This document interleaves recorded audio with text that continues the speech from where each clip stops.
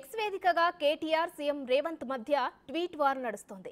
PCC చీఫ్గా ఎంపీగా 2021లో కేంద్రాన్ని బొగ్గు గనుల వేలంపాట ఆపాలని, సింగరేణికి 4 బ్లాక్స్ కేటాయించాలని కోరలేదా అంటూ రేవంత్ను ప్రశ్నించారు కేటీఆర్. ఇప్పుడు సీఎం అయ్యాక బొగ్గు గనుల వేలంపాటను ప్రమోట్ చేసే విధంగా డిప్యూటీ సీఎంను పంపడమేంటని ప్రశ్నించారు.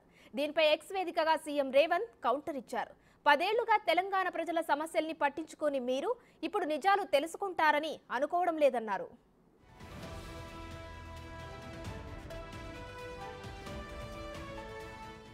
అయితే మీరు మారతారని, తమ హృదయాల్లో ఇంకా ఆశ ఉందని సీఎం అన్నారు. ప్రైవేటీకరణను కాంగ్రెస్ ఎప్పుడూ వ్యతిరేకిస్తుందని స్పష్టం చేశారు.